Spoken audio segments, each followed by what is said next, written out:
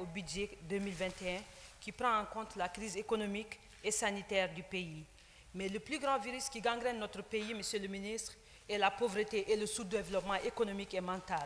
Conformément aux aspirations du président de la République, Mohamed Cheikh Ould Ghazouani, le gouvernement doit lutter contre le sous-développement économique et mental. La Mauritanie ne pourra jamais se développer sans l'autonomisation des femmes. Le gouvernement doit utiliser le plein potentiel et les atouts de tous les citoyens pour aboutir à un développement durable, en donnant plus d'accès aux ressources, aux femmes et aux jeunes.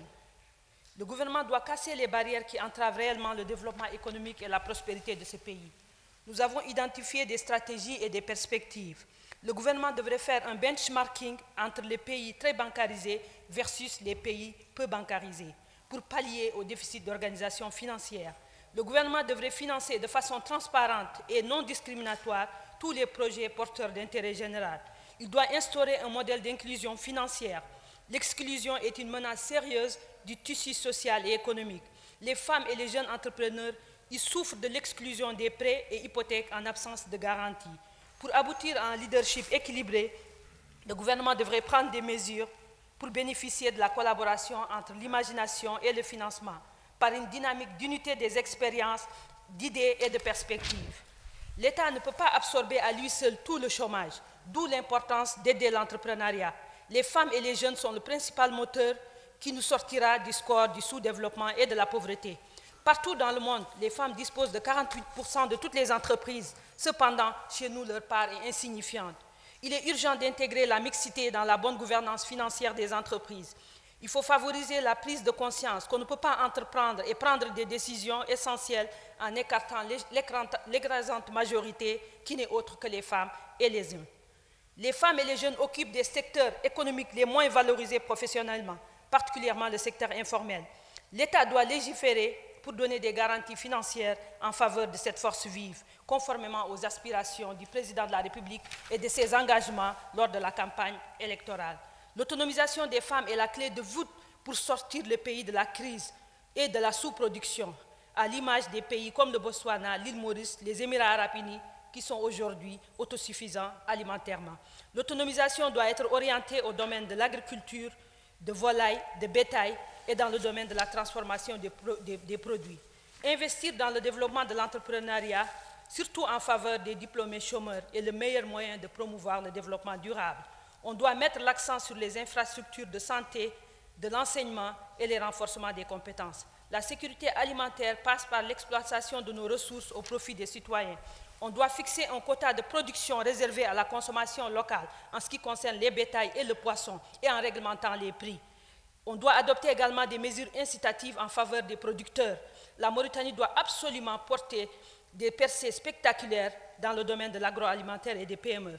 La microfinance est essentiellement un tremplin pour le développement de notre pays. Il faut donc participer à la capitalisation de ces établissements-là. Il faut recourir aux bailleurs de fonds, aux investisseurs privés, mais aussi aux capitaux bon marché détenus par les fonds souverains et les fonds de pension. Le total des actifs des fonds souverains dans le monde est supérieur à 5 milliards de dollars dans le monde entier. On pourrait en rechercher, mais il faut une stratégie de contrôle appropriée. Les établissements de microfinance constituent un outil de développement et surtout de création d'emplois face à un monde en crise économique et sanitaire. On doit profiter des TIC pour la relance économique viable. La finance électronique réduira la circulation des billets de banque et facilitera le quotidien, la sécurité et l'hygiène des citoyens, ce qui engendrera également beaucoup d'emplois à l'image de Mobicash. La Chine est sortie de la pauvreté, messieurs et dames, grâce en partie aux établissements de microfinance. Le résultat est spectaculaire. Pourquoi pas chez nous en Mauritanie? Le travail, la détermination, le financement sont la trilogie magique qui sortira notre pays de la situation actuelle où on piétine. L'État doit subventionner les projets porteurs d'intérêt général et se doter des mécanismes de contrôle des mesures et des activités en créant une structure adaptée. L'État doit adopter des mesures fiscales incitatives et un programme de retour sur investissement incitatif.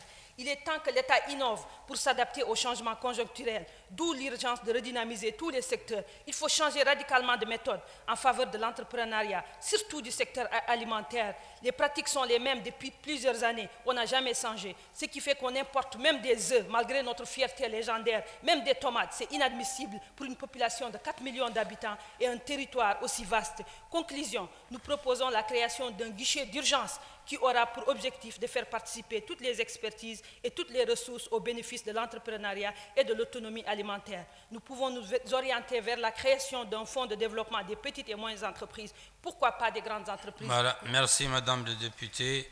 Baboul Banyou.